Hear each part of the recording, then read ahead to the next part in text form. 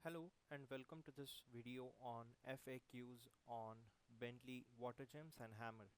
Bentley WaterGEMS and Hammer are comprehensive tools to model, analyze and design urban as well as rural water supply network infrastructure of the world. Based on the past experience, I have shortlisted the most common queries and questions that I hear about these tools.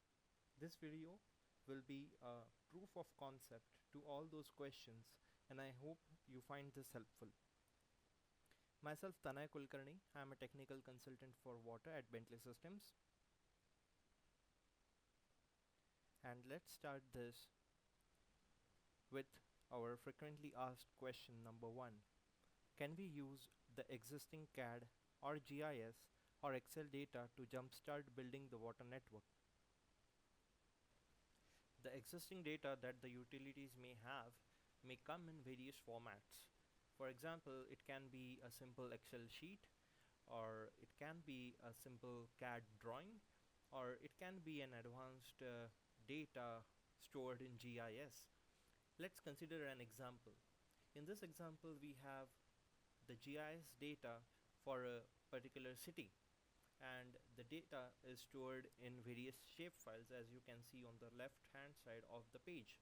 Now we want to extract this data in WaterGEMS to create a model of this water network.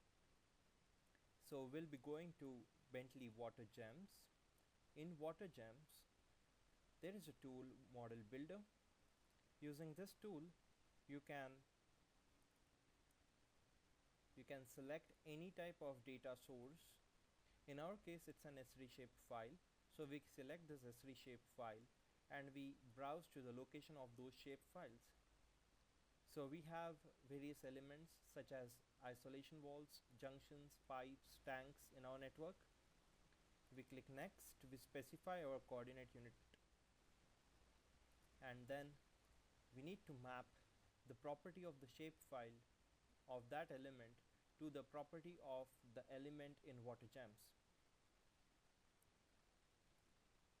Like in this case, the D in shapefile represents diameter of the element of the pipe in WaterGEMS. So after mapping these properties, you can use this model builder to create a model.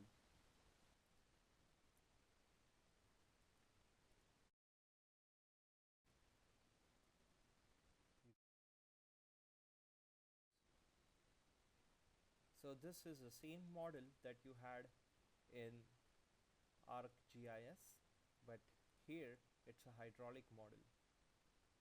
Now you can see that all the data which was there in ArcGIS previously has been imported intelligently in WaterGEMS using Model Builder. You can also try other data sources uh, like Excel. So considering an example, if you have all the data in an Excel format like this, the data such as the length, diameter, material, Hazen-Williams coefficients in Excel, you can use the same tool, Model Builder, to import all the data from Excel. Once you import, you may change some properties of the elements in WaterGEMS, such as in this case, if I change the diameter of this particular pipe from 500 mm to 300 mm and I compute this network, then I can use the same model builder to synchronize the results as well as the modifications in the hydraulic network back to the Excel file. So if I click the sync out, it will update the external data source so as to match the changes in the hydraulic network and the results. So let's go back to the Excel file and open this Excel file. So as you can see here, It has intelligently imported the results, that is the flow velocity hydraulic gradient head loss, as well as it has changed this pipe's diameter, which was previously 500 to 300. So you can synchronize in and synchronize out the changes and modifications to the hydraulic network. And this is how we can use the existing CAD, GIS, and Excel data to jumpstart building the water network. The second FAQ is we have area-wise population distribution and we estimate the total water demand accordingly. Can we leverage this data and load the water demands at various junctions or nodes in the model? Okay, so typically this information will be stored in a GIS shapefile wherein you will have various wards and the area corresponding to those wards and the type of population and the population density for that particular ward. So this information is stored in GIS. Now as you can see here, we have a GIS ward shape file which establishes the relationship between the population and area to which the population belongs, and this can be then used to calculate the total water demand and distribute this total demand to individual junctions of the network uh, in WaterGEMS. So let's go to WaterGEMS. This is the same network as we had previously created, built. Now for distribution of the demands, there is a tool known as Thiesen's polygon. It will create Thiesen's polygon, as you can see. So around every junction there will be one polygon, and the sides of this polygon, Thiesen's polygon, are perpendicular bisectors of to the lines, to the pipes. So once we have this Thiesen's polygon, there is a tool which will assign the loads to all the junctions. It's known as load builder. You go to load builder and create a new load building study. In our case, we'll be using population or land use data, and we estimate the loads by population. So we select this option over here and we click next. We select the Thiesen's polygon that we have with us, and we select the population layer, which is the shape file for the wards, and then we select the population density type and population density field. We just map the population density field and we specify the units. It's population density per square kilometer, and we specify our per capita demand for various population densities. Then we just click next and it will assign the demand to all the junctions across the network. So the total load on this network is 39.8893 liters per second. Here you'll have an option to consider leakages if you are considering 10% losses. So you can just consider a global percent of 10 across the network, or you can keep it as it is. And then you just need to click next, and here you are. So all the junctions will have corresponding demands assigned. Once you click next, it will ask you to save this load building process. You can give any name, and you are going to overwrite an existing alternative, or you can create a new alternative as well. In our case, we'll continue using the base demand alternative and finish. So you can then review these loads by going to demand control center, and here you'll find all the loads on the junctions. So for a total junctions of 593, so total 593 junctions were there. So this process was automated using load builder. If you were to assign individual demands to each and every junction of these 593 junctions, it would have been a hectic job. So load builder does it in seconds, and this is how you can assign the load data to load the water demands at various junctions in the model. The third FAQ is usually the surveyors do a total station survey and produce CAD or GIS contour maps. How do we use this data to assign elevations to the nodes in the model? The contour information may come in the form of a CAD file or a shape file. Let's first take it as a background. So for this particular zone, we have the contour information in the form of shape file. So this is the contour shape file. The contours are visible in the background, and our network is laid exactly on the top of the contours.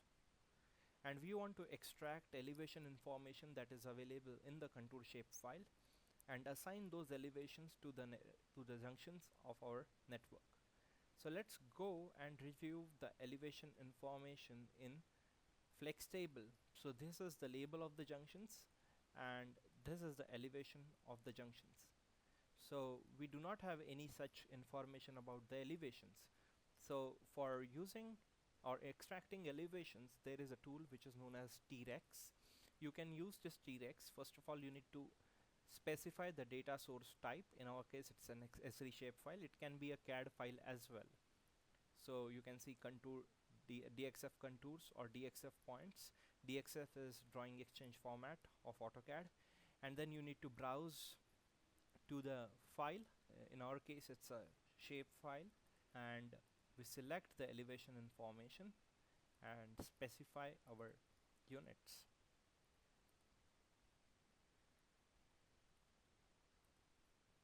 So it will assign the elevations to all the junctions within seconds, and then you need to click finish. Now let's go back to junction flex table, and here you go. So here you can see all the extracted elevations to the corresponding junctions for all the 571 junctions.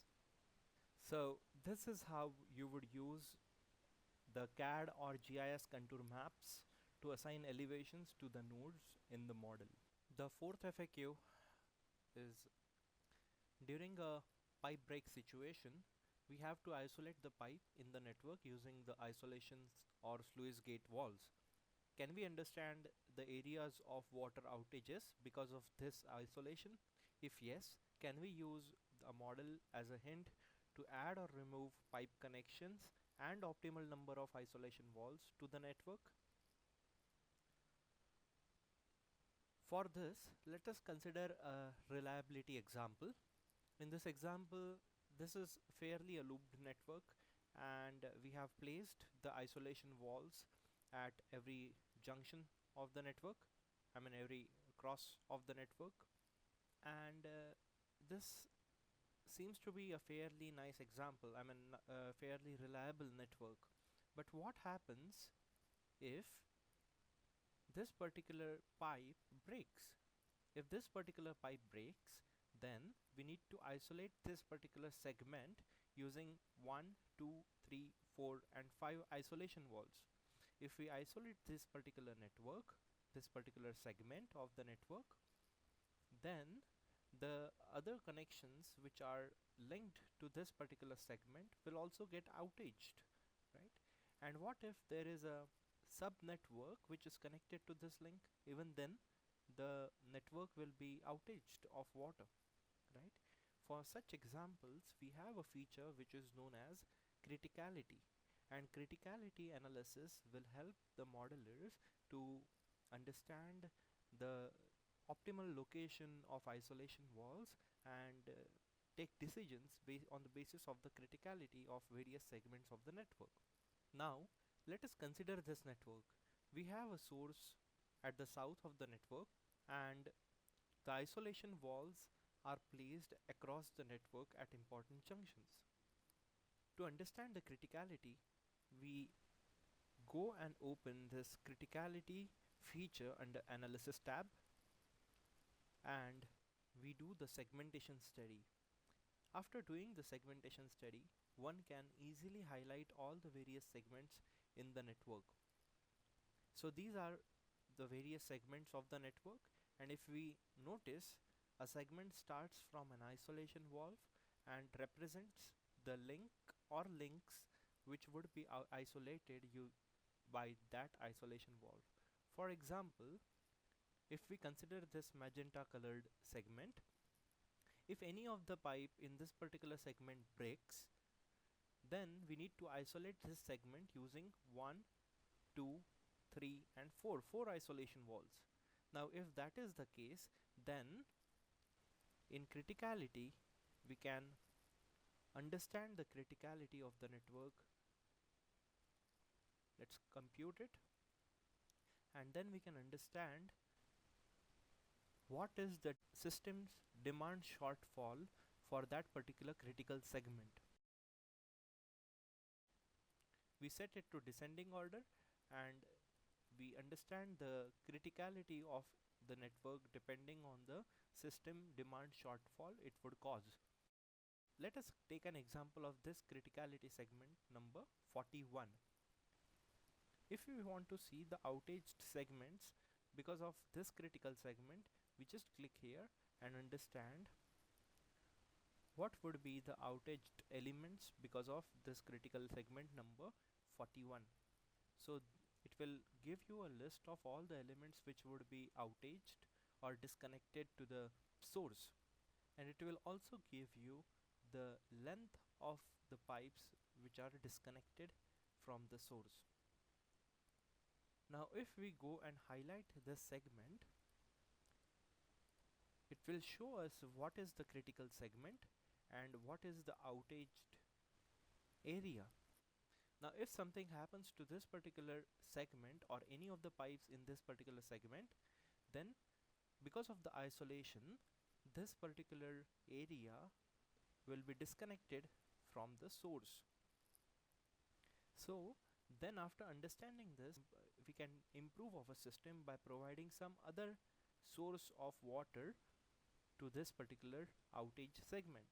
For example, in this case, we place another pipe connection to this particular segment, and then we can compute criticality and check if the outage length becomes 0 and what is the demand shortfall because of that particular segment. So now let us see if any of the pipes become disconnected because of this isolation. So none of the pipes are red in this part, because if any of the pipe breaks here, water will be conveyed to this part of the network through this link. So this is how we can improve the reliability of the network. So this is how during a pipe break situation we can understand the areas of water outages because of isolation, and then we can improve the network and provide additional pipe connections or remove some pipe connections and provide optimal number of isolation valves to the network. The FAQ number 5 is: historically we develop numerous model files for the same network when considering various operational possibilities. This way we end up having a huge stack of models for every single what if condition. Is there any way to leverage this task by having many what if submodels in one single model? So this is a traditional method of managing runs. For every input we have an output. So for various input files we have the corresponding output files, and this way we end up having a huge stack of models. In WaterGEMS we have something called as scenario manager. A scenario is a single run of model which contains type of run and the points to the alternative sets. Alternative is the data set. In other words, we can also call it the building block of scenarios, and it also has inheritance. So this is a typical scenario cycle. Initially we create a base scenario, a base model, we calculate the scenario, review the results, and add a scenario, that is add a what if condition to it, edit the situation and see what will happen if you make some corrections or additions to the base model. So any physical property such as diameter, the Hazen-Williams factor, the length of the pipe, all are stored in this physical alternative. Now demand properties like the base demand, the average demand, peak demands, all such type of demands will be stored in demand alternative, so on and so forth for these particular alternatives. Scenario control center offers a better scenario management. Let's assume that this is a current situation, a physically calibrated model which is having current demand and current active topology. We can see what will happen if there is a southern expansion to the network in 2015. So we can create a new demand alternative with the additional 2015 demands and the active topology, which will have this additional subnetwork attached to the current model.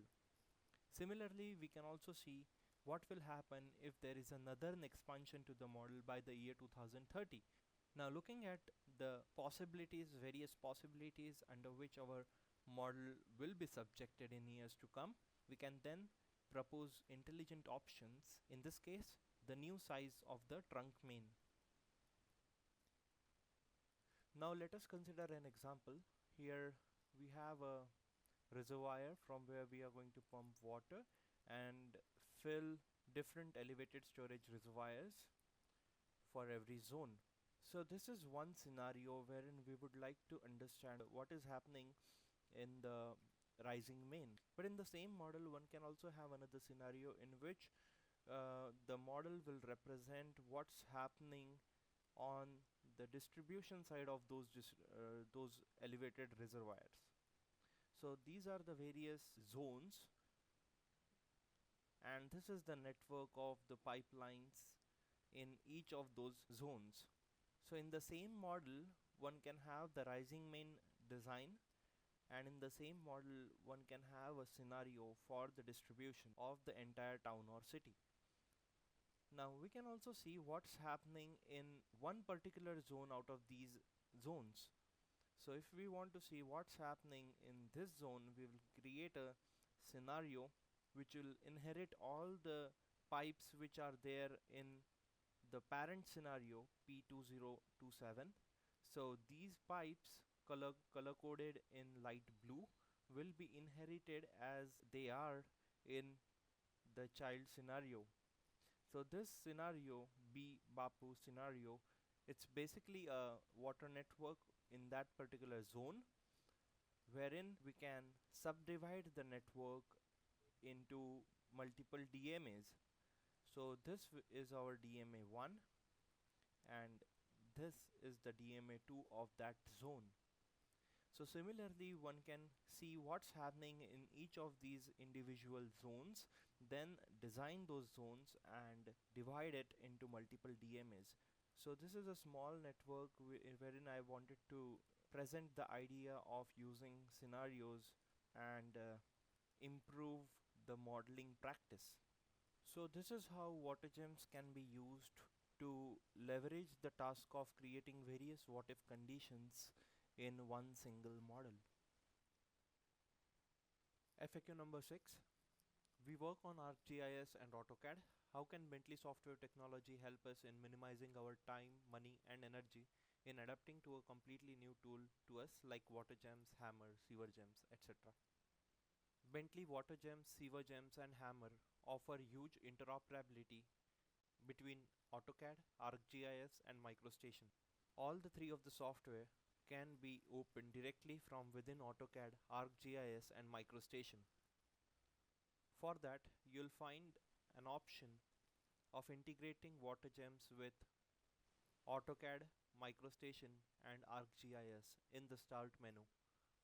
If you run that script, it will create three icons one for standalone WaterGEMS, and the remaining three for WaterGEMS for ArcMap, WaterGEMS for MicroStation, and the third one of WaterGEMS for AutoCAD. Let's consider an example for WaterGEMS for ArcMap. If I double click and open this, it will open ArcMap, in which you will get a ribbon of features of WaterGEMS, and you can use all the features and functionalities of WaterGEMS from within ArcMap. You can also import WaterGEMS, Hammer, EPANET, or any other sub-model directly into ArcMap. You can export the same as you would have done in WaterGEMS. So, if you are completely new to WaterGEMS and if you are well accustomed with ArcMap, AutoCAD, or MicroStation, you can use WaterGEMS from within ArcMap. Everything will look like ArcMap, but with the features and functionalities of ArcMap, along with all the features and functionalities of WaterGEMS. So this is how Bentley software technology can help you in minimizing time, money, and energy by using WaterGEMS from within ArcMap and AutoCAD. FAQ number 7. How to view the results after we run a hydraulic network. WaterGEMS offers the output control. The user or modeler can color code or annotate the network on the basis of various properties like pressures for the junction or length of the pipe. The user can also see flex table, in which the results will be offered in a tabular format or graphically, or the modeler can create profiles. The modeler can also export the output directly to Google Earth. Let's consider this small example.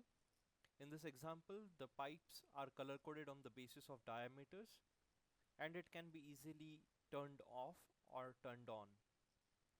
Similarly, color codes can be done on the basis of various other properties like Hazen-Williams coefficients or the head loss gradients. The modeler can also annotate the network based on various properties. One can also create dynamic profiles of the network and see the hydraulic changes over a period of time, or create graphs and compare the results with the observed data.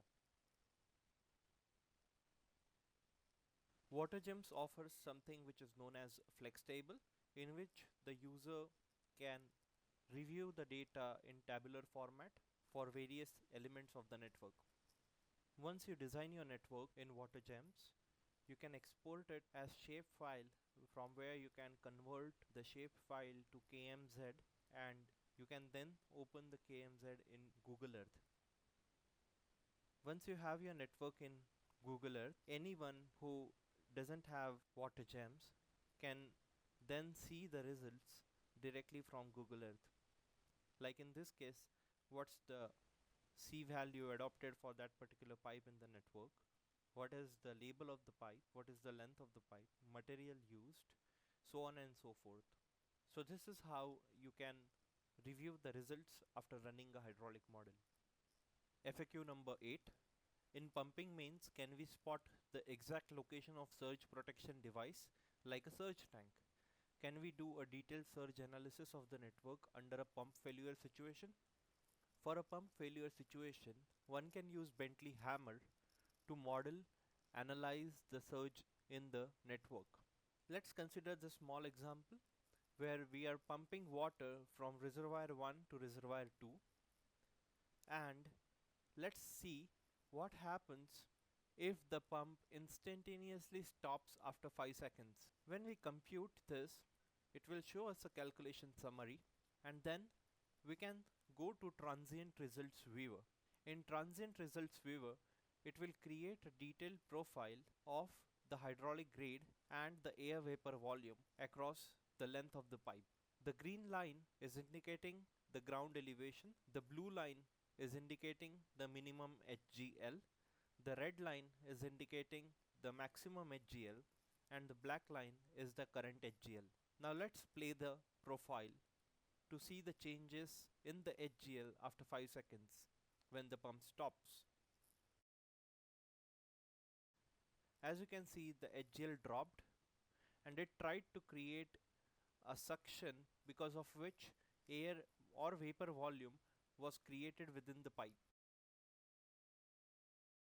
One can also see what's happening in the network in tabular format and precisely understand what's happening because of the transient's development. The results are generated along the length of the pipe and not at every junction. So you will be able to see what's happening at 2% of the length of P2, 10% of the length of P2, 15, 20, so on and so forth for every pipe. Then, using Bentley Hammer's feature known as transient thematic viewer, one can see where the maximum vapor values are generated.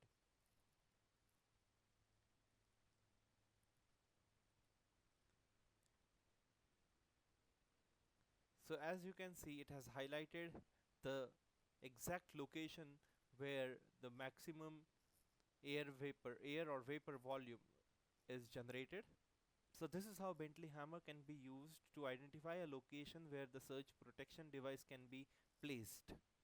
Now using scenarios and alternatives, one can check what's happening in the network under the placement or installation of various surge protection device. Like in this case, it's a hydropneumatic tank. It can be an air valve, or it can be a surge tank with a check valve, or a surge tank without check valve. So this is how Bentley Hammer can be used for transient analysis. Yes, we can do a detailed surge analysis of the network under a pump failure situation, and Bentley Hammer can also help you locate the exact location of the surge protection device. You can also note these important URLs, and I thank you very much for watching this video. You can subscribe to my channel for more such videos. Thank you very much, and I appreciate your time.